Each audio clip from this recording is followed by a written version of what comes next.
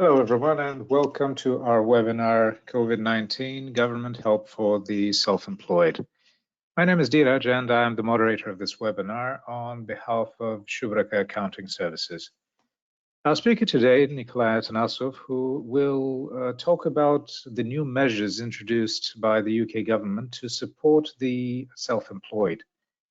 You will be able to send your questions throughout the entire webinar by typing them in the questions tab throughout the whole webinar. You can tap it. If you are joining us via mobile, there is a question mark there.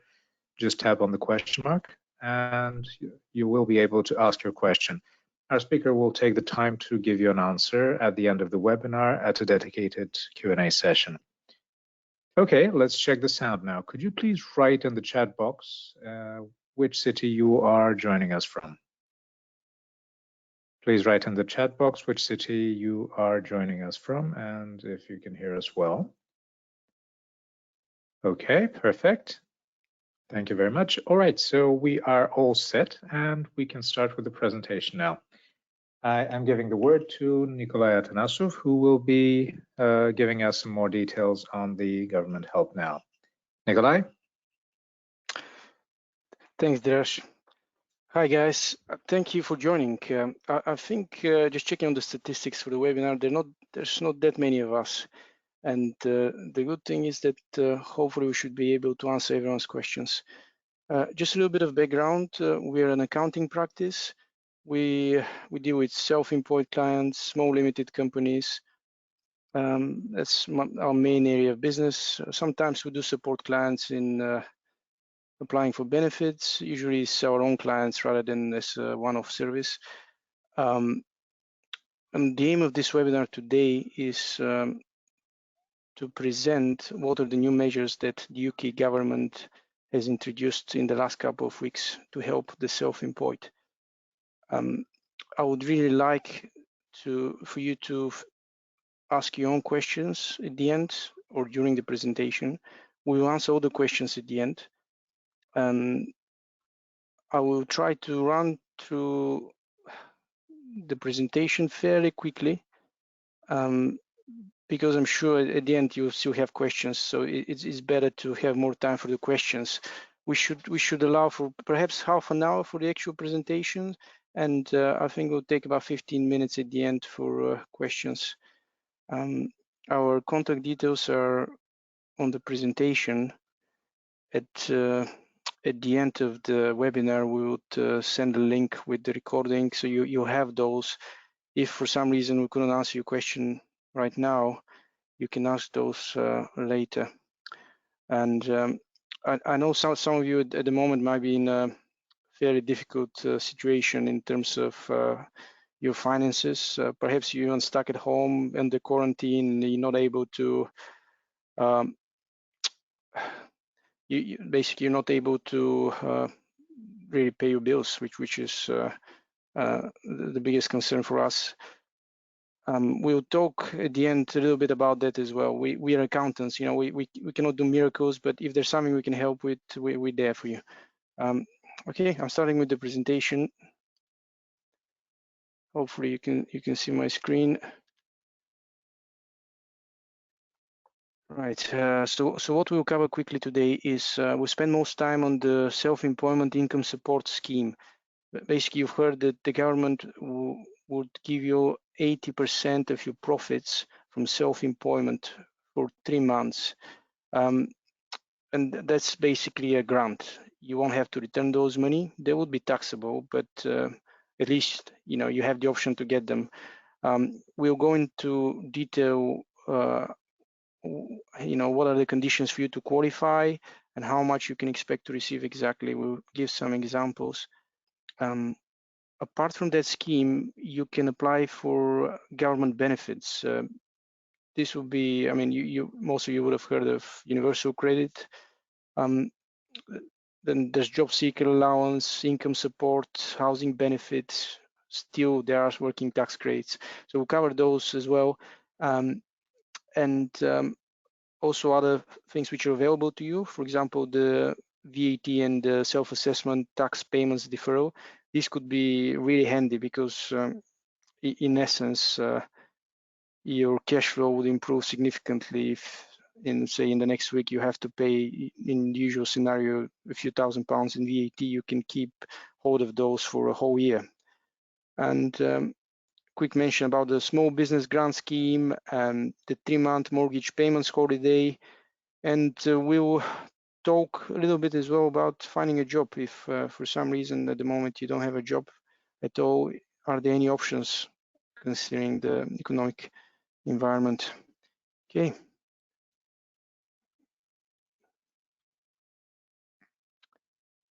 Right, so let's go into detail into the self-employment income support scheme. So it's intended for people who are self-employed, as the name of the scheme says, and you can qualify for 80% of your average monthly profits during the last 3 years, up to a maximum of 2,500 a month. And now, who will qualify? You must have registered as self-employed in the tax year 2018-19. That means if you registered as self-employed before the 6th of April 2019, potentially you will qualify. Apart from the registration itself, you must have submitted a tax return for that tax year. The government has extended the window you can submit that tax return. The deadline is usually 31st of Jan 2020. They give you, now there's only 3 weeks left to submit a declaration. Apart from the registration requirement, in the year that just ended now, 2019-20, you must have also been self-employed, and you must plan. You should plan to continue working as self-employed in the current year. Another condition, which is a bit hard to judge, is your income must be negatively impacted by COVID-19.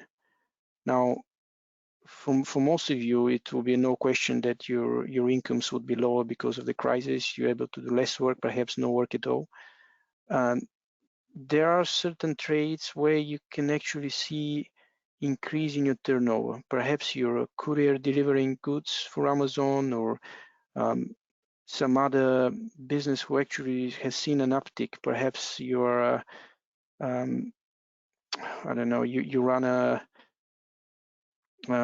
home, maybe a fast food shop who does home delivery, and you actually seen some uptick.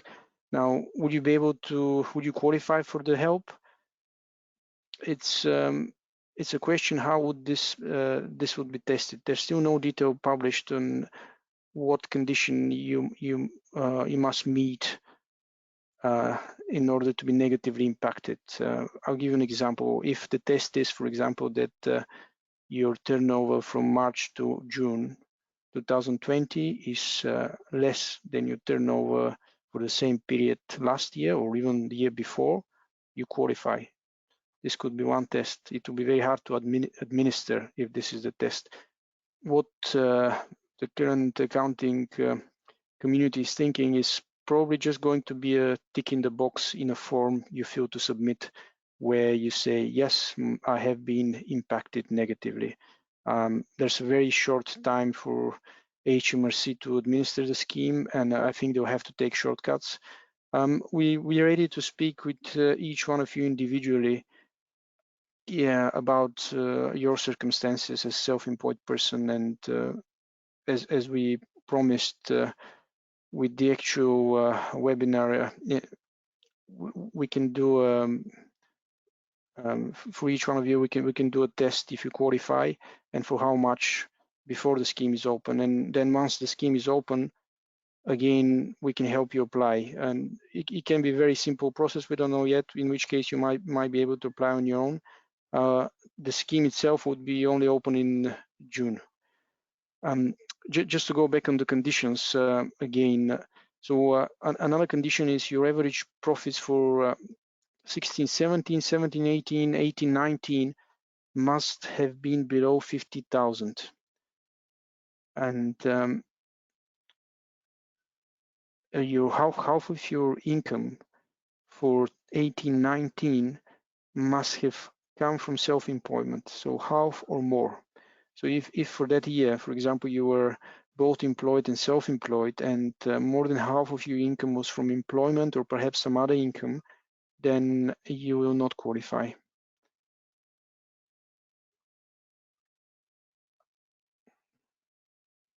Okay, so just here there's a few examples of how the amount you would be receiving is worked out.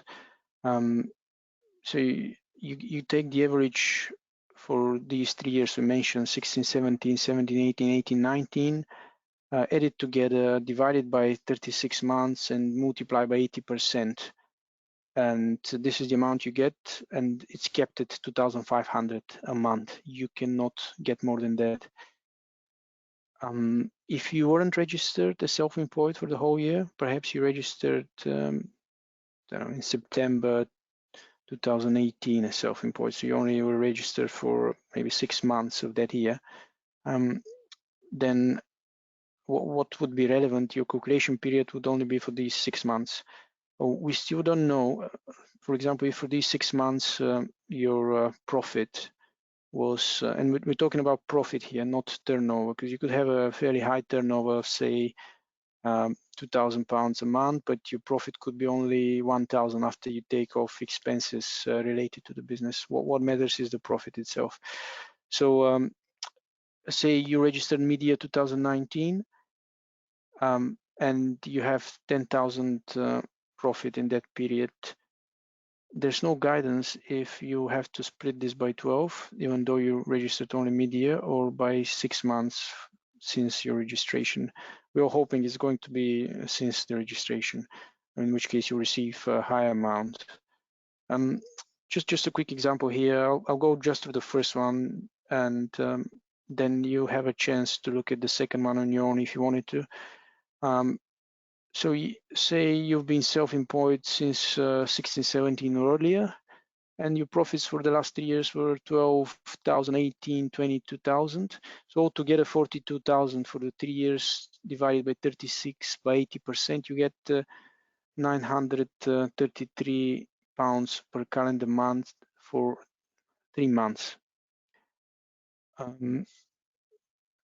There's still matters which we're not sure about, and HMRC has not published any guidance. And an important one would be any large purchases during the tax year. You would normally claim something called annual investment allowance. For that, perhaps you've bought a van for your business and it costs 15,000. This could take your profit basically to zero, in which case you get very little money. We think it's appropriate that these large purchases are disregarded, and we've basically sent letters to our regulated Institute of Chartered Accountants to present this to HMRC, but we still don't have any guidance on that. It may come in June, basically, when the scheme is open, unfortunately. And when can you expect the payments? So at the moment, June is the earliest. The application process itself should be open in June, and the money would be received in June as well, and you're likely to receive 3 months worth of grant altogether. So if your grant was 1,000 per month, you get 3,000 altogether. Trouble, of course, is that June is still very far away, and we'll talk later about other options you have right now to get some cash. You have to perhaps use some sort of a bridge finance, maybe apply for a loan, go deeper into credit card debt, which is definitely not, it's not recommended if you have other options. Okay, how to apply? HMRC are building a portal on the gov.uk site for the applications. Unfortunately, it's still not ready. As I mentioned, it's June that they're expecting it to open. And once it's open, we will email you as long as you've ticked the box that you would like to receive information from us later on. In which case, we will maybe, like I said, notify you that you can apply, how to apply. If you need support, we'll be there to help you. Okay.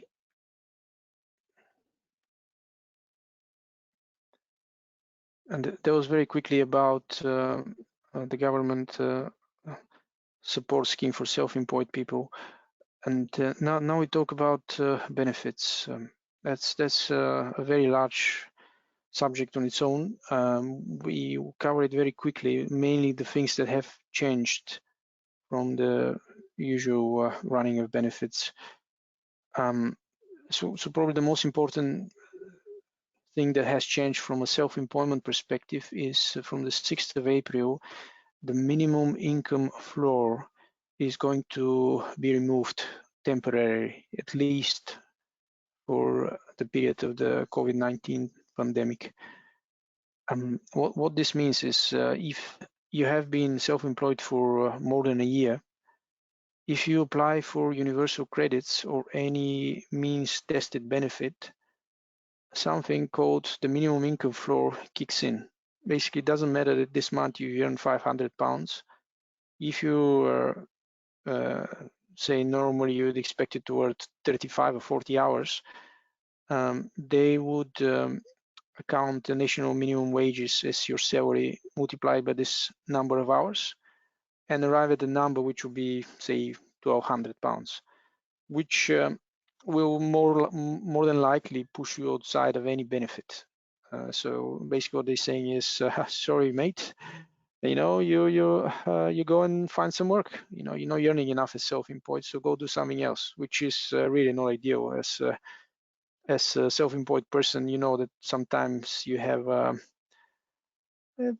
period where perhaps you're earning very little because it's a seasonal work, or you're just starting your business or you're investing in your business. So this minimum income floor is going away for now. This means that they would actually assess you on your actual income. That's very important, and it means that many self-employed people would qualify. Another small gesture that's happening is universal credits are going up by 20 a week. That's also applicable to working tax credits if anyone receives them. So that's 80 a month. It's something. The application process for universal credits now can be done entirely online, and there would not be in-person interviews at the job center plus for the next 3 months at least. They're not scrapping the interviews entirely. There would still be interviews over the phone. But to be honest, there's nothing to be afraid of. You just present your real situation, and more than likely that will be fine considering the current situation. Another thing that's happening is housing benefit is not really going up, but the minimum amount you expect to get is now set to be at least 30% of the market rate.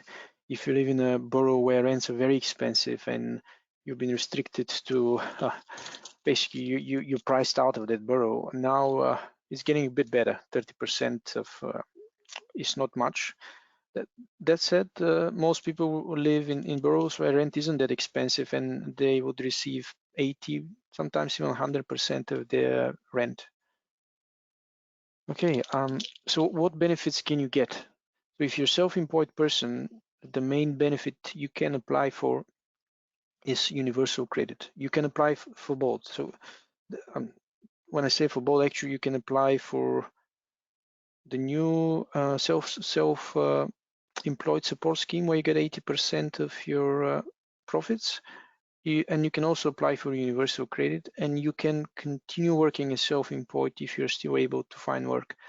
So between these three things, hopefully you get enough to support yourself during that crisis. So universal credit, as most of you know, it's been around now for good 4 or 5 years. It's replacing all other old style benefits, and it's linked to how much you earn. Basically, the more you earn, the less universal credit you get. And it replaces child tax credits, housing benefit, income support, income-based job seeker allowance, income-related employment and support allowance, working tax credits. So basically, you can think of, what benefits can I get now if I'm not getting benefits at the moment? I'll talk a little bit later if you're already getting some. But if you're not getting anything at the moment and your income is low, if you're not sure how we will go through an example later of the actual amounts you can expect and what your income, how is it linked with the credit you get. But you can get universal credit, and in some circumstances you can get what's called the New Start employment and support allowance. That's mainly if you're disabled and or chronically ill. So for some of you that can be a very important line of support. Now just a little bit about the old style benefits. If you are at the moment receiving any of the old style benefits like working tax credits, housing benefit, think very carefully what changes you report to your circumstances. Because if your circumstances have changed significantly, you would be asked to apply for universal credit. In the standard non-COVID-19 situation, I would always advise no, stay on the old style of benefits because they're easier to administer. I think in terms of the amount you get, it's not that different, but it's so much easier to administer. There's so much less hassle and pushback by the government on what you get and what you receive, and stick with them if you can. That said, if your circumstances have changed so much and you receive so much less money now that you're not able to live on them, that you don't really have a choice but to, call working tax credits, call the council and tell them, like, I need to report change of circumstances, and if that means moving to universal credit, you don't really have much choice if you're so pressed that you cannot live off what you get at the moment. Okay, moving on. Now, what can you expect in terms of amounts from universal credits? Well, I mentioned already that it depends on your income, but they are the so-called standard allowances. Now, it depends of how old you are, if you're a single or a couple, if you have any kids, and if you have any housing costs, if you have any child costs. I think this table there is there for your reference. Maybe just quickly I'll mention, for example, if you're a couple and at least one of you is above 25, you get for both of you a benefit of £594 for the couple, and this is the maximum amount you get. When you take into account how much you're earning, it can be less, it can be even zero. And then for a child, your first child, £277 on top of that. Second child, £231. You can get a significant amount to cover your housing costs. It could be 500, 800, depends on the council and depends on the rent you currently pay. So quickly, an actual example for a couple, and at least one of them is 25 years of age. They have one child born before 6th of April 2017. As a couple, they get £594 for the first child, 277 housing costs. Now we've basically taken an assumption here that their rent is 700 a month, and their council allows 80% of that as a housing costs, and they get it as a benefit. So the total allowance before any reduction is £1,431. Now we have to consider the actual income of the couple. Say Mr. Johnson, maybe not saying Mr. Boris Johnson here, but yeah, Mr. Johnson is earning 1,200 a month, and Mrs. Johnson 750. The total family income is 1,950. I've basically given the formula below here, how it's calculated. But suffice to say, the first £287 of these 1,950 do not count towards your income as a reduction, but any pound you earn after 287 reduces your universal credit by 63 pence. So your reduction in total is 1,047, and you're left with 383 pounds universal credit. And you can see here that it acts as a top up to your income. If both of you lost your jobs and you're not employed, the maximum you get is these 1,400 pounds. Universal credits, how to apply. I've provided here a link, but basically if you just Google apply for universal credits, the first link would be the government website. It explains how to do it. There is a link for you to register, and if you'll be required to register for universal credits and verify your identity if you already don't have a digital identity with the government. That can be problematic if you haven't been long in the country, or perhaps if you moved address recently, you might struggle with the digital identification. And also I have to say that at the moment the whole system is really overloaded, and it takes I think the waiting list for the digital identity platform is like 24 hours. So you basically get ready to, it will take you perhaps hours to apply, unfortunately. Usually it can be as fast as half an hour, but lots of people are applying at the moment, and it can can take you on and off half an hour here and there, and the whole process might take 2 days before you go through the whole thing. Decision takes up to 4 weeks, and if you're approved, the first payment is received 5 weeks after your application. Again, 5 weeks is a long time. And if you don't have any funds, I would suggest that you contact your local council. They might already have, they usually have a dedicated web page at the moment for supporting people who are really hard hit by COVID-19. You're stuck at home, don't have money to pay your bills, even for food. The first line should be call your council and see if they can help you somehow. There are lots of volunteers, there's food banks.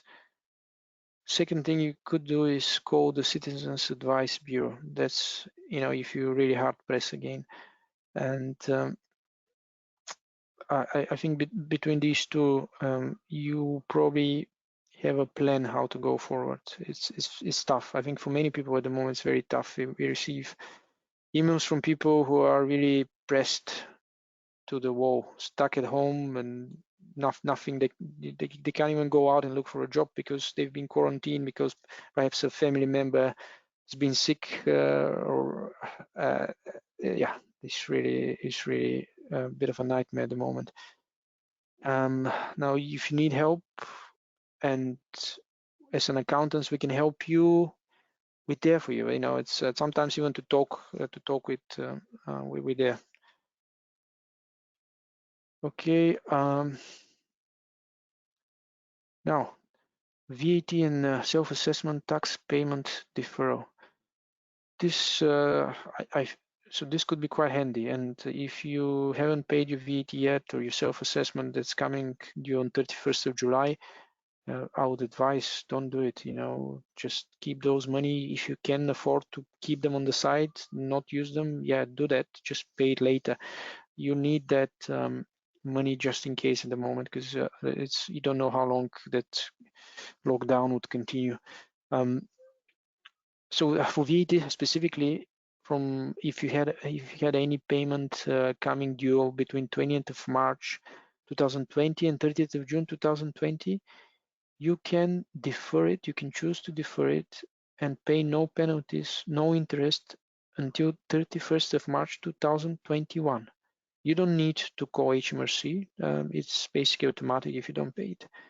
Of course, if you wanted to pay it, you still have that option. I mentioned also the self-assessment tax. For those of you who pay payment on account, so basically pay some of the tax in advance before the 31st of Jan deadline, the next payment should be coming due on the 31st of July. You have the option to defer this until 31st of January 2021. If you are already late with any tax payment, and we're talking about, say, VAT or self-assessment before the 20th of March, then you need to call HMRC. And I've provided here the HMRC Coronavirus Helpline. They operate the scheme for time to pay. It's called HMRC Time to Pay. And the number is here. Call them. They will try to help you as much as they can, perhaps organize a sort of a payment plan for you where you spread any payments that are due or maybe delay them for a few months. If you don't do that, interest would still continue to accrue, and the debt may be given to a debt collecting agency, which can be, as you would know, quite painful.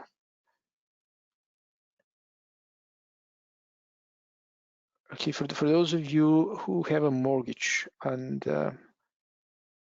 then you probably would have heard that you can apply for a 3-month payment holiday with your bank. You should call your bank directly. Some banks offer more than 3 months, 6 months. So when you speak with them, you can ask for more, see if you can get it. So how are we doing with time? Okay, so we're just towards the end of the presentation, guys, and I have this slide here, finding a job impossible, is a question mark. It's tough for sure, but it's not impossible. I think if you know where to look for, you might find something, at least some income to get you through these hard times. And if we have any lessons from Wuhan, China, was that the delivery and the courier activity went through the roof, basically. So delivery of food, medicines, and we can already see it here. Amazon recruiting, and they're paying high wages as well, £2 per hour higher, and they're recruiting both in the both couriers and delivery drivers, and also in their warehouses. It's tough. It's a tough job, to be honest. Amazon are working their people a little bit like robots, and it's quite tough. But it's some money, and apart from their mainstream kind of job offerings, they have something called Amazon Flex. It's open to anyone with some sort of a vehicle. I'm not sure if you can do it on a bicycle, to be honest, but definitely with a car you can do it. You don't need a van. And if you just Google Amazon Flex UK, otherwise you might go to the American website, you would get to a form where you can register. You can check if they're looking for drivers in your area. You can do 1, 2, 3 hours a day, get some extra money, maybe 20, 30, 40 pounds extra to get you through these times. Also fast food home delivery, that's an option, because fast foods joints are still open basically, and they deliver food. So if you can find a job there, it might be worth checking out. On the news, there was a news article that the Co-op are looking for 5,000 new employees. I'm not sure if they're still looking, to be honest. That was a fairly old news now, like 2 weeks old, and I haven't seen any updates on that. I know Lloyd's Pharmacy also put an article up that they're looking for extra workers. And here I have provided a link to the retailers which must close, but there's still a lot of retailers which are open. You can check any activities which are at the moment not forbidden, and perhaps look for to contact them, see if they're looking for any employees or contractors. Okay. Yes, your questions. I've put up here how you can get in touch. Our number is here. My email is here. We open to questions really. Great. Thank you very much for this lovely presentation, Nikolai. And I would like to ask everyone to ask their questions. We already have some questions asked here at the questions tab. If you are joining us via mobile, there's a question mark where you can tap and type in your questions. And if you are using the desktop versions, there is a tab questions on your main navigation menu. Please type in your questions and we will now go to answering them one by one. I have directed them already to Nikolai, so he will be reading them out and answering them.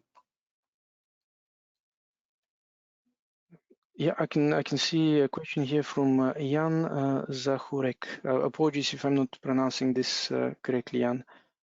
So Jan is a freelance musician, and he's basically saying he's lost all his work, and can he get help? So Jan, assuming you've been registered as self-employed before the 6th of April 2019, yes, you can get help. And just a quick calc here. So if for the last 3 years your income was, or your profit was, what you say here, 25,000, we can do a quick calc and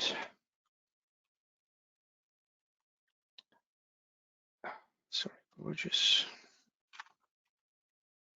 So you could expect perhaps 1,600 a month in terms of government help for the next 3 months. What you've provided here in your question is not enough to do an accurate calculation. If you email us, we can discuss and do a proper calculation for you, free of charge, so you know what to expect, and also to keep you updated when the scheme is open. Now, you say you have no work at the moment, and if you don't have any funds, we would advise that you apply for universal credits straight away.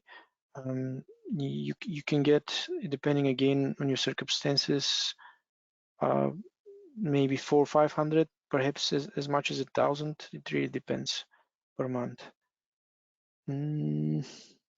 So his question is also, the more profits you made, the more help you're entitled to. That seems backwards.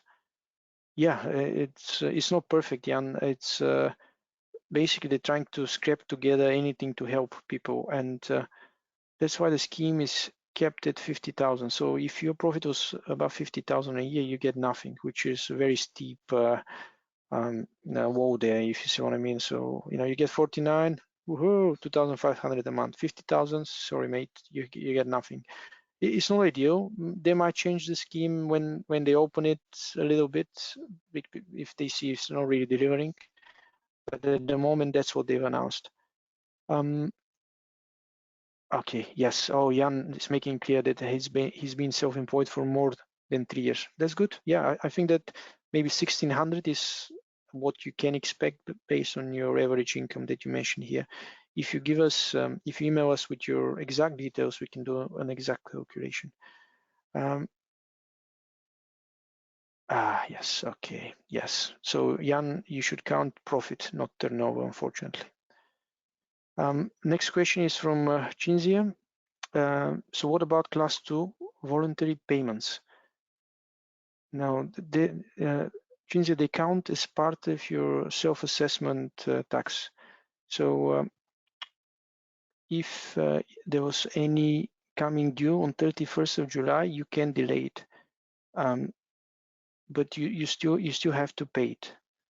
And I know, Cinzia, by the way, you should also be able to apply for that self-assessment scheme. Not self-assessment, sorry, apologies. The self-employment support scheme, you should be able to apply for that as well. So we will let you know once the scheme is open.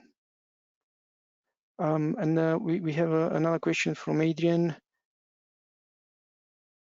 If you get some of your income off temporary pay-away jobs or fixed-term contracts, can the total tax return from the relevant years be used for working out the calculation?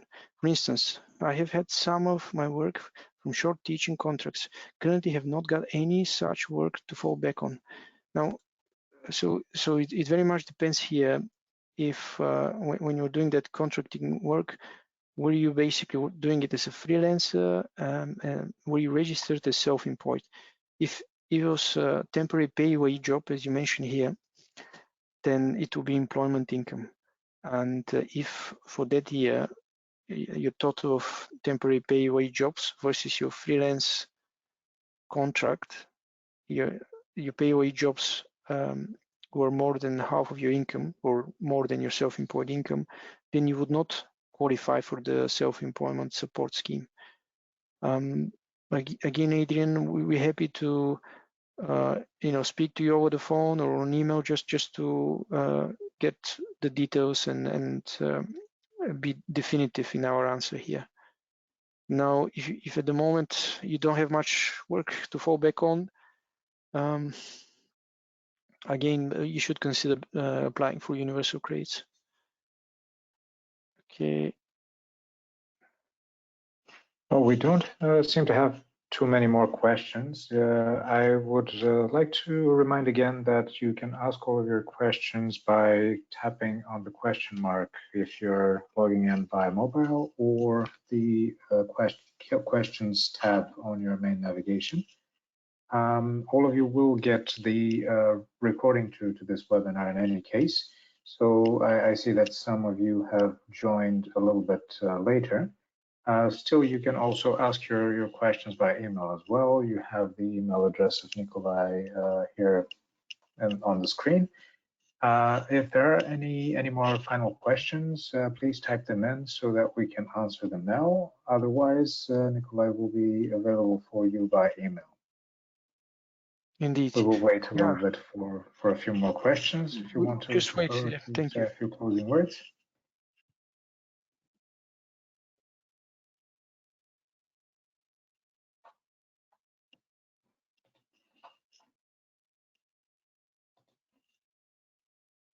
Okay, Nikolai, anything more to add to?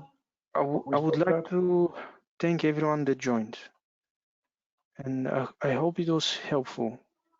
It's I know some of these measures are not ideal, and the worst thing about them is that the actual money you receive is 5 weeks or 3 months away. It's actually problematic. That said, the government are really trying to do something to help people, and if these measures are not sufficient or too far away, like I mentioned, do contact your council to start with, and you would find some help. You know, at the moment, you know, people are trying to really help. That's the main point I want to get across. If we can help you with something, we're there as well. Thank you very much for your time, guys. Thank you. Great. Thank you very much for your great presentation, Nikolai. And I hope that it was helpful to everyone, and it will be helpful in the future with the contacts that you've made. Thank you, everyone, for being here online this evening. To those of you whose questions were not answered, as I mentioned, we will get back by email, or you can also ask your questions directly on the email address on your screen.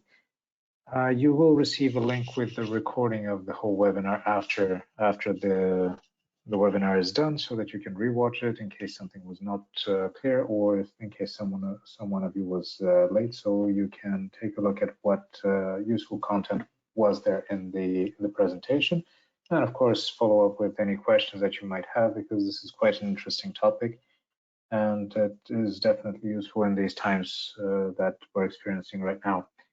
On behalf of the Shubrika team, I would like to wish you good luck, and hope to meet you really soon in another webinar. Thank you, Nikolai, and have a great evening to everyone. Thank you, guys. Thank you, Dirash. Thank you for organizing it. Have a good evening. Bye-bye. Bye.